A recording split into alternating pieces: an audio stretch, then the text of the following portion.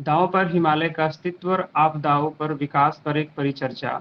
इस परिचर्चा में हमारे साथ होंगे प्रख्यात पर्यावरणविद डॉक्टर अनिल जोशी जी।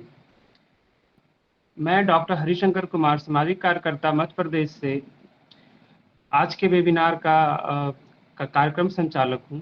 और इस कार्यक्रम में मैं सबसे पहले अपने अतिथि मुख्य वक्ता सामाजिक कार्यकर्ता डॉक्टर अनिल प्रकाश जोशी जी का एक परिचय देना चाहूँगा। अनिल प्रकाश जोशी जी एक पर्यावरणविद, हरित कार्यकर्ता और देहरादून स्थित हिमालयन पर्यावरण अध्ययन और संरक्षण संगठन हेस्को के संस्थापक हैं। जोशी जी का जन्म उत्तराखंड के कोटद्वार में जिला पौड़ी गढ़वाल में हुआ था और इन्होंने मास्टर डिग्री की है पर्यावरण से और पारिस्थितिकी में पीएचडी की उपाधि प्राप्त की है। एक वनस्पति शास्त्री के कार्यों को देखते हुए भारत सरकार ने समय समय पर अपने नागरिक पुरस्कारों से इन्हें नवाजा है। इस उपलक्ष्य में इन्हें 2006 में पद्मश्री से सम्मानित किया गया था और पुनः 2020 में तीसरे सबसे बड़े पुरस्कार पद्म भूषण से इन्हें नवाजा गया है। इस कड़ी में इन्हें शुरुआत से ही कई पुरस्कार मिले हैं, जिसमें 1993 में अशोक फेलोशिप, 1999 में इंडियन साइंस कांग्रेस द्वारा जवाहरलाल नेहरू पुरस्कार और 2002 में द वीक पत्रिका द्वारा मैन ऑफ द ईयर से भी इन्हें पुरस्कृत किया गया है। पारिस्थितिकी तंत्र समावेशी अर्थव्यवस्था के लिए इन्होंने जीईपी सकल पर्यावरण उत्पाद का सूत्र दिया है, जो जीडीपी के समानांतर एक पारिस्थितिकी विकास के लिए उपयोगी उपाय है। जीईपी को 5 जून 2021 को उत्तराखंड सरकार ने राज्य द्वारा विकास के रूप में स्वीकार किया गया और 2003 में सप्लाई किया। इन्होंने कोटद्वार गवर्नमेंट कॉलेज के कॉलेज में एक शिक्षक के रूप में भी अपना अध्यापन कार्य किया है, लेकिन 1979 में नौकरी से इस्तीफा देकर एक गैर सरकारी संगठन हिमालयी पर्यावरण अध्ययन और संरक्षण संगठन HESCO की स्थापना की। हेस्को के तत्वाधान में जोशी जी ने स्थानीय संसाधनों का दोहन करने पर रोक लगाने के लिए कई चीजों का अपना उपाय दिया है। कृषि क्षेत्र के लिए नई कई पर्यावरण अनुकूल तकनीकों का अनुसंधान और विकास को बढ़ावा दिया है। इनके समूह ने राज्य के 40 गांवों के पर्यावरण के अनुकूल तकनीकों और प्रौद्योगिकी पर ज्ञान के प्रसार में शामिल हैं। सकल पर्यावरण उत्पाद की इनकी अवधारणा राज्य में लागू करने के पश्चात बहुत सारे पर्यावरणीय कार्य हो रहे हैं। डॉक्टर जोशी जी के संसाधन आधारित ग्रामीण विकास पर कई सामाजिक कार्यक्रम शुरू किए हैं, जैसे महिला प्रौद्योगिकी पार्क, माउंटेन इकोसिस्टम के लिए पौधों की हस्तक्षेप, पर्वत में पारिस्थितिकी खाद मिशन, स्वरोजगार के लिए महिलाओं की पहल वाइस और गांवों को पवन चक्की खाद बनाने जैसे गड्ढे का निर्माण, शौचालय, योजना आधारित दवाएं और हर्बल कीटनाशक और वर्षा जल संचयन तकनीक उपलब्ध कराने में इनकी महती भूमिका है। एक स्थानीय झाड़ फूस और कुरी, जिसे खरपतवार माना जाता है, के लिए इनका उपयोग और फर्नीचर, अगरबत्ती बनाने में अपना कई योगदान दिया है। जोशी जी द्वारा विकसित एक पहल थी। इन्हें इस विषय पर 60 से अधिक लेखों और पुस्तकों का श्रेय दिया जाता है। मैं इस कड़ी में अपने मुख्य वक्ता और प्रख्यात पर्यावरणविद डॉक्टर अनिल जोशी जी का स्वागत करना चाहूंगा। सर, आपका इस कार्यक्रम में स्वागत, अभिनंदन है। कृपया आप अपने अनुभवों से हमें हिमालय के बारे में जागृत करें। आपका स्वागत है सर।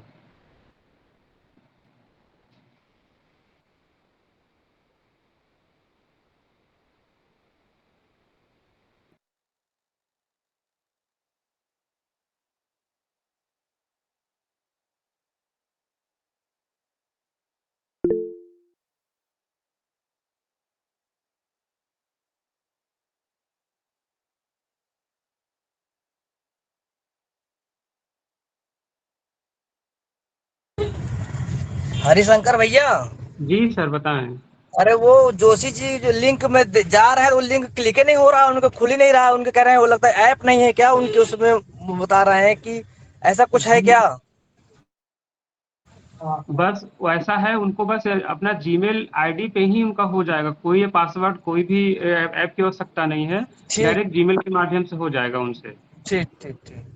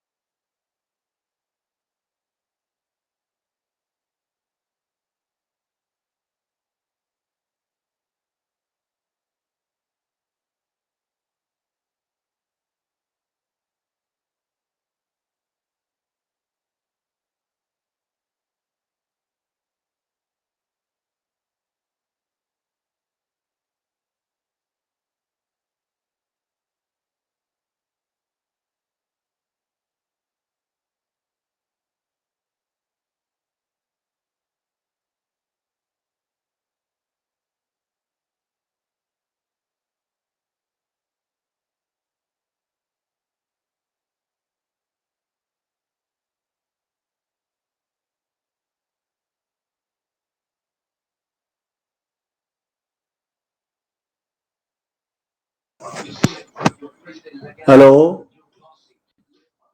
Hello hello. जी सर, आपका हमारे इस प्रोग्राम में आपका बहुत बहुत स्वागत है, अभिनंदन है। आज इस राष्ट्रीय वेबिनार की श्रृंखला में आपके द्वारा उद्बोधन दिया जाना है। दांव पर हिमालय का अस्तित्व और आपदाओं और विकास पर एक परिचर्चा। आपसे सर निवेदन है, हिमालय से जुड़े आप अपने सभी अनुभव और हम युवाओं को देश और पर्यावरण के प्रति जागृत करने के लिए अपना महत्वपूर्ण योगदान किस प्रकार से देना चाहिए, उस पर अपने सभी अनुभवों को साझा करें सर। आपका बहुत बहुत स्वागत और अभिनंदन है सर। अभी मेरी आवाज आप तक पहुंच रही है? जी जी गुरु जी, आपकी आवाज हम सभी तक आ रही है। तो पहले तो अब देखो, हमको नई दुनिया और नई टेक्नोलॉजी ज्यादा नहीं आती है, इसलिए हम उस पर फंस गए। वो बटन दब जाए और कहाँ क्या दब जाए। और शायद दुनिया अगर आज बदल रही है और कहीं खतरे में पड़ चुकी है, तो इसमें सबका योगदान है। और उसमें ये डिजिटल वर्ल्ड का तो अब नए सिरे से बड़ा योगदान शुरू हो चुका है। शायद आप लोगों को बहुत कुछ पता ना हो, लेकिन मैं बता दूं कि आप जब एक व्हाट्सएप करते हो, एक ईमेल भेजते हो, तो उसमें करीब 1-1.5 ग्राम कार्बन एमिशन हो जाता है। अब कल्पना करिए सारी दुनिया किस हद तक ईमेल बाजी करती होगी। और तुमको और आश्चर्य के बता दूं कि पूरा इंग्लैंड और लंदन जब एक सभी लोग मिलकर जब एक ईमेल भेजते हैं पूरे वर्ष में, उससे लंदन से लेके यूक्रेन तक जो पेट्रोल खर्च होता है हवाई जहाज में, उसके बराबर होता है। तो पहली बात तो यही है, देखो कि अभी जिस तरह से दुनिया बदल रही है, और सबसे बड़ा संकट जो हम सबके सामने आ चुका है वो आप सबके सामने है। मैं नहीं समझता हूं कि आप अपना ही देश, क्या सारी दुनिया में ऐसी कोई भी जगह नहीं बची जहां आज प्रकृति ने अपने दंश देने शुरू न किए हो। और खास तौर से मैं इसको ऐसे भी कहूंगा कि जिस देश और दुनिया को हम बहुत मानते हैं, वो है अमेरिका। हमको ये लगता है कि अमेरिका सबसे अग्रणी है। अगर कहीं पे कोई मॉडल हम सबके लिए विकास का होगा तो अमेरिका होगा। और आपको आश्चर्य होगा जान के कि अमेरिका एक बहुत बड़े स्वयं भी प्रकृति के दंशों से गुजर रहा है। और एक आंकड़ा मैं आपको बता दूं सभी लोगों को, यहाँ पे जितने युवा लोग हैं, कि अगर दुनिया में ये मान के चल रहे कि 3 सबसे एग्रेसिव इकोनॉमी कौन कौन सी हैं, तो आप ये मान लिया अमेरिका नंबर 1, चाइना नंबर 2 और तीसरा भारत बहुत तेजों से इकोनॉमिक एग्रेसिवनेस की तरफ बढ़ चुका है, जा रहा है। लेकिन ये तीनों देश में ये भी आप इसको एक इस तरह से भी जोड़ लीजिए कि 1990 के बाद जो सबसे ज्यादा आपदाएं आई वो अमेरिका में ही आई, दूसरे नंबर पे चाइना में ही आई, और तीसरे नंबर इंडिया में आई, भारत में। तो मतलब कहाँ जोड़ना मैं चाह रहा हूं आप सबके संज्ञान में, कि बहुत ज्यादा विकास कहीं विनाशी होता है, और जिन चीजों का आप आज बड़ा दम भरना चाहते हो वो कल आपका दम घोट देगी। ये मैं यहां पर कहना चाहता हूं। अब सबसे बड़ी संकट और जो पीड़ा है कि दुनिया में तमाम तरह के बदलाव हो रहे हैं। मौसम बदल चुका है, हमको ये पता नहीं होता हम किस मौसम में जी रहे हैं। जून में आपको पता ही है इस बार गर्म हुआ ही नहीं। ये सब जलवायु के बदलाव है जिसे हम नहीं समझ रहे हैं और हमें समझना चाहिए। एक जो सबसे महत्वपूर्ण बात इस पूरे हिस्से में है कि आपको आश्चर्य होना चाहिए कि दुनिया में अब जिस गति से तापक्रम बढ़ चुका है या बढ़ रहा है, उसका पहला असर कल्पना कर लीजिए कि कहां पर पड़ेगा। दुनिया में 2/3 समुद्र है, तो पहला बड़ा असर तो समुद्र में ही पड़ता है। और आपको बता दूं कि 1,70,000 किलोमीटर पूरी दुनिया का जो समुद्री तट है वो सबसे पहले बड़े खतरे में चला गया है। क्योंकि कब तूफान आ जाए, कब क्या हो जाए, कब टाइट्स आ जाए, इसका पता नहीं है आप। और कुछ छोटे मोटे देश, जो कोई 42 देश ऐसे हैं जो छोटे मोटे हैं, और वो तो समुद्र के में टापू की तरह है, उनका जीवन तो पूरी तरह खतरे में जा चुका है। और करीब 21 मिलियन लोग समझे जाते हैं कि ये आज एक संकट में जा चुके, क्योंकि बढ़ता तापक्रम का पहला बड़ा असर समुद्र में पड़ता है। और आप तो पता ही है कि बारिश कैसे आती है। वर्षा आने के पीछे जब तापक्रम बढ़ता है, एवोपरेशन होते हैं समुद्र में, और यही एवोपरेशंस जो है आपकी वर्षा का रूप ले लेते हैं। तो अब आप देखिए, जब लगातार ही समुद्र गर्म होते जा रहे हो, तो आपकी जो हाइड्रोलिक साइकिल है वही डिस्टर्ब हो गई। और वही कारण है कि कब कहां किस समय बारिश पड़ जाए और कब कहां सूखा पड़ जाए। अब आपने तो नए नए नाम सुने ही होंगे आजकल, एल नीनो और ला नीना, ये कोई नए नए शब्द जो है, जो समुद्री तापक्रम के बदलाव के बड़े सूचक कहे जाते हैं। एक तरफ सूखा पड़ेगा, एक तरफ बाढ़ आएगी, तूफान आएंगे, ये सब अब हमारी किस्मत में नहीं, हमारे कर्मों की देन है। आप और इसमें समुद्र के अलावा अगर दूसरा कहीं बड़ा असर पड़ेगा और पड़ रहा है, वो पहाड़ी क्षेत्रों में। और यही कारण है कि हिमालय लगभग एक दशक से बड़े संकट में जा चुका है। और दुर्भाग्य ये भी रहा है कि हमने इस तरह की आपदाओं के प्रति कोई बड़ी समझ बनाई नहीं। अगर हम सोच समझ के चलते तो अपने निर्माण कार्य हो या अपने बहुत से अन्य कार्य जो कि हिमालय से जुड़े हुए हैं, उस पर हम शायद कहीं बड़ा कदम उठाते, कुछ सुरक्षा प्रतिरक्षा के मुद्दों को खड़ा करते। लेकिन अजीब सी बात है कि वो हिमालय जो देश को हवा मिट्टी पानी देता है, जो प्रकृति का सबसे बड़ा सूचक इस देश के लिए भी है, प्रकृति का भंडार भी है, जो मुकुट भी है देश का, नदियां जहां से निकलती हैं और सारे देश की नदियों से जुड़ती हैं, वही हिमालय आज बड़े संकट और खतरे में जा चुका है। अब आप देखिए इसको, कितनी अजीब सी बात है कि हम कोई भी हमने हिमालय राज्य मांगे थे, वो राज्य इसलिए मांगे गए थे कि हम मैदानी क्षेत्रों की तुलना में हिमालय के लोगों की आर्थिक स्थिति और जनजीवन उतना बेहतर नहीं होता, क्योंकि यहाँ बहुत तरह की सीमाएं हैं। पहाड़ है तो पहाड़ जैसे ही समस्याएं भी यहाँ से जुड़ी हुई हैं। तो इसीलिए राज्यों की मांग की गई थी, ताकि हम बड़ा विकेंद्रित होके अपने ऊपर चिंतित हो, अपने लिए कुछ करें। देश के लिए तो पूरा हिमालय करता ही है, लेकिन यहाँ के जो निवासी हैं, जो जीवन है, वो भी कहीं बेहतर हो, आर्थिक सामाजिक पारिस्थितिकी रूप से। तो हमने राज्यों की कल्पना, अब उनमें हम हिमाचल प्रदेश का अक्सर नाम लेते रहे कि हिमाचल प्रदेश एक अच्छा मॉडल बन के सामने आ रहा है, जिसकी बड़ी एग्रेसिव इकोनॉमी है, पूरी दुनिया में ही एशिया में तीसरा बड़ा राज्य एग्रीकल्चर प्रोडक्शन के लिए, औद्योगिकी के लिए, फ्रूट्स के लिए, हॉर्टिकल्चर फार्मिंग के लिए माना जाता रहा। आज वो हिमाचल प्रदेश आप और हम सबके सामने है। जो तबाही मची है हिमाचल में, वो शिमला में है, कुल्लू में है, मनाली में है। वो जो शहरी नुमा गांव, हमारे गांव जो शहर में हमने परिवर्तित कर दिए बिना सोचे समझे देखे, तो हमें भी कल्पना नहीं थी कि बारिशों का रुख इस तरह से होगा।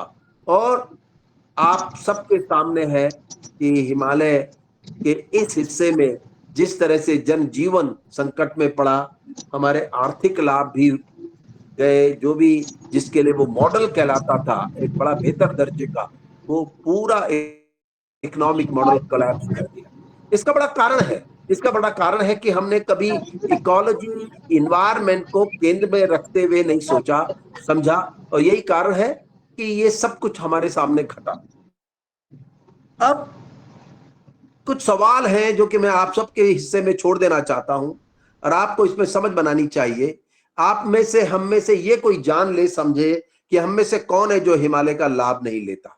वो देश के किसी कोने में बैठा हो, अगर वो हवा मिट्टी पानी नहीं भी पा रहा हो, तो भगवान बद्रीनाथ, केदारनाथ, गंगोत्री, यमुनोत्री जैसे बड़े धाम, प्रभु की कृपा यहां से बनती है। यहाँ की मिट्टी हरित क्रांति, श्वेत क्रांति लाती है, वो बिहार में हो, बंगाल में हो, उत्तर प्रदेश में हो, या पंजाब हरियाणा जो यमुना से जुड़े हुए हैं, या दिल्ली पूरी राजधानी इन नदियों को भोगती रही है। एक बड़ा सवाल मन में यह है कि जब आप किसी न किसी रूप में इसमें जुड़े हैं, इस हिमालय को, जो कि आप प्रत्यक्ष रूप में भी नहीं जानते कि आप हिमालय से क्या क्या लाभ लेते हैं, पर आप ये माने कि प्रत्यक्ष और अप्रत्यक्ष रूप में आप सब लोग बड़ा हिमालय का लाभ उठा रहे हैं। और अगर आप लाभ उठा रहे हैं, तो ऐसे में जब हिमालय के ये हालात हों, हिमालय विपदाओं में पड़ा हो, हिमालय में संकट आ रहे हों, और उन संकटों का कारण खुद हिमालय के लोग नहीं है, क्योंकि वो संकटों का कारण कि दुनिया में जो विलासी जीवन जिया जा रहा है, जिसमें कि आवश्यकता से ऊपर जाकर विलासिताओं पर हम चले गए हैं, ये उसके कारण धरती का तापक्रम बढ़ा। ये तो अब स्पष्ट और साफ हो चुका है। और अगर ये स्पष्ट और साफ हो चुका है, तो दंड तो वो पाए जो इस तरह का जीवन जी रहे हैं। पहाड़ के लोग, हिमालय के लोग, घर गरीब के लोग, वे इन आपदाओं को झेलते हैं। वैसे भी मित्रों, मैं तुम्हें बता दूं कि जब कभी आपदाएं आती हैं, तो बड़े बड़े देश हों या बड़े लोग जो शहरों में हैं, उनके पास कुछ न कुछ तौर तरीके होते हैं कि वो अपने को बचा ले जाते हैं। लेकिन गांव, घर, गरीब, ये कहीं दुर्भाग्य से उस तरह से इक्विप्ड नहीं होते जैसे कि बड़े शहर होते हैं या बड़े देश है।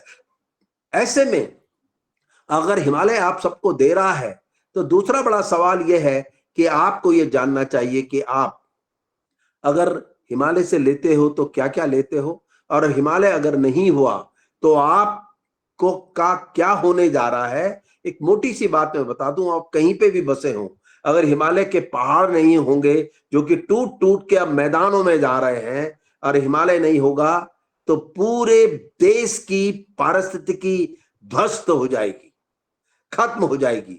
क्योंकि आपको पता होना चाहिए कि उसके बाद कितनी बड़ी गर्मी से आप झेलेंगे ही, लेकिन उतनी ही ज्यादा टुंड्रास की हवाएं आपको अस्त व्यस्त कर देंगी। ये सत्य है। इसलिए हमने आज से 2010 में सब लोगों ने मिलकर के ये तय किया था कि हिमालय दिवस मनाया जाएगा, और हिमालय दिवस मनाने के लिए हिमालय के ही लोग इसकी गुणगान और बातचीत ना करें, बल्कि देश के अन्य लोग जो इसका ज्यादा लाभ उठाते हैं। आप आंकड़े अगर निकालने की कोशिश करेंगे, हिमालय के लोग हिमालय का ज्यादा लाभ नहीं लेते, वो ज्यादा अन्य हैं। इसलिए बहुत जरूरी है कि आप युवा इस बात को संज्ञान में रखें, और हिमालय को बचाने के लिए, हिमालय को सुरक्षित रखने के लिए आपस में बातचीत करें, कैसे हिमालय के प्रति आप अपनी संवेदनाएं जगाएं और समझ बनाएं, ताकि हिमालय को बचाने में आपकी बड़ी भूमिका हो, क्योंकि आप ही हिमालय को आने वाले समय में ज्यादा भोगोगे, आज भी और आने वाले कल भी। आप सबको प्रणाम, क्योंकि मैं दूसरी मीटिंग में जाना है, हिमालय दिवस है, बहुत ज्यादा व्यस्तताएं हैं, तो 5 मिनट हम वैसे भी देर हो गई थी, क्योंकि मैं जोड़ नहीं सका अपने आप को आप सबसे। पर चलिए, इस अंग्रेजी मशीन से ये फायदा तो है ही, हम दूर दराज कहीं भी हों, आपस में एक दूसरे की शक्ल देख लेते हैं और आनंद लेते हैं, और बातचीत करके संवेदनाएं जोड़ते हैं। आप सबको प्रणाम, मेरी बहुत ढेर सारी शुभकामनाएं। गुरुजी, आप 2 मिनट और रुक जाइए। एक हमारे इस कार्यक्रम की जो समरी है डॉक्टर अनिल जी करेंगे, और एक हमारे साथ डॉक्टर रेवा सिंह मैम जुड़ी हुई हैं, वो वोट ऑफ थैंक्स देंगी। उसके बाद आप डिस्कनेक्ट हो जाइए। बेटा, मेरे को अगली मीटिंग में जाना है, मैं मुझे पहले ही थैंक्स दे दो। जी जी जी।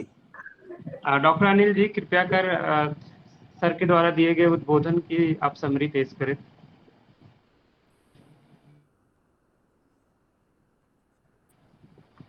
प्रणाम सर, आपका वक्तव्य बहुत ही शानदार रहा। आपने वैश्विक अर्थव्यवस्था विकास के दायरे के साथ साथ जलवायु परिवर्तन, मानव निर्मित आपदाएं, हिमालय प्रदेश की वर्तमान दशाएं के साथ साथ हिमालय के धार्मिक, सांस्कृतिक, प्राकृतिक और भौगोलिक महत्व को दर्शाते हुए हिमालय की समस्याओं से हमें अवगत कराया। हमने आवश्यकताओं से अधिक उपभोग करते हुए न केवल हिमालय की संरचनात्मक प्रकारात्मक मॉडल को बदला है, बल्कि विलासिता के जीवन का दुष्प्रभाव हिमालय के जीवन को भी प्रभावित कर रहा है। इस समस्या के निदान के लिए आपने हिमालय संरक्षण के उपाय में जन सहभागिता, खासकर युवाओं की सहभागिता को प्रोत्साहित किया। आज हिमालय दिवस पर जागरूकता के लिए आपने एक नया इनिशिएटिव लिया। इन सभी कार्यक्रमों के लिए, इन सभी बिंदुओं के लिए आपको बहुत-बहुत धन्यवाद। धन्यवाद, धन्यवाद मित्र। कार्यक्रम की इस कड़ी में मैं वोट ऑफ थैंक्स के लिए डॉक्टर रेवा सिंह मैम का स्वागत करूंगा। रेवा सिंह मैम, आपका स्वागत है। कृपया सर के द्वारा दिए गए उद्बोधन का आप वोट ऑफ थैंक्स करें। धन्यवाद। नमस्कार अनिल जोशी सर। और हम यहाँ गोविंद बल्लभ पंत संस्थान में हैं और एक बार हमें सौभाग्य मिला था आपसे मिलने का, जब आप यहाँ साइकिल यात्रा के लिए आए हुए थे। जी तो जी जी। के लिए आप रुके थे और हम आपके बहुत बड़े प्रशंसक रहे हैं और एक आपसे ये अनुरोध करेंगे कि आप कभी यहाँ पे आए। और हमारे यहाँ एक MBA रूरल डेवलपमेंट का कोर्स चलता है, उसके बहुत सारे बच्चे जुड़े हुए हैं और हमने उनको मोटिवेट किया कि वो आपको जरूर सुने और इस मुहिम में आपके साथ जुड़ने की भी कोशिश करें। अभी 2 लोग हेस्को में जाकर इंटर्नशिप भी कर आए हैं। तो आपसे बिल्कुल अनुरोध है कि आप आकर यहाँ पे हम लोगों को ये सौभाग्य दें कि हम लोग आपसे बात कर पाए और आपको समझ पाए और इस आपदा को समझ पाए। और आज इस लेक्चर सीरीज के लिए आपको बहुत बहुत धन्यवाद और हरिशंकर जी को बहुत बहुत धन्यवाद इसको करने के लिए। और आपने जब हमसे कहा कि हमको ये करना है तो बिल्कुल I was delighted to join this program. So thank you sir, thank you so much. Thank you very much. अच्छा, मैं क्षमा चाहता हूँ, आप लोग बात जारी रखें और राम बाबू से मैं संपर्क में रहूंगा, आप लोग किस निर्णय पर पहुंचे। आप सबको प्रणाम और धन्यवाद। प्रणाम सर, प्रणाम। आप सभी पार्टिसिपेंट्स, डॉक्टर अनिल सर और डॉक्टर रेवा सिंह मैम का मैं बहुत बहुत धन्यवाद और आभार व्यक्त करता हूं, जो इस कार्यक्रम में जुड़कर आपने हमें अपना समय देकर हमारे इस कार्यक्रम को अच्छा बनाया। और मैं मंगल भूमि फाउंडेशन के अध्यक्ष अपने मित्र राम बाबू तिवारी जी को भी बहुत धन्यवाद दूंगा, जो ऐसे पर्यावरण से जुड़े महत्वपूर्ण विषयों को सम्मिलित करके अपने वेबिनार के माध्यम से जुड़ने का एक मौका दिया। आप सभी पार्टिसिपेंट्स का बहुत बहुत धन्यवाद और आभार। इसी के साथ मैं इस कार्यक्रम की समाप्ति की घोषणा करता हूं। आप सभी कृपया डिस्कनेक्ट हो सकते हैं। धन्यवाद, नमस्ते।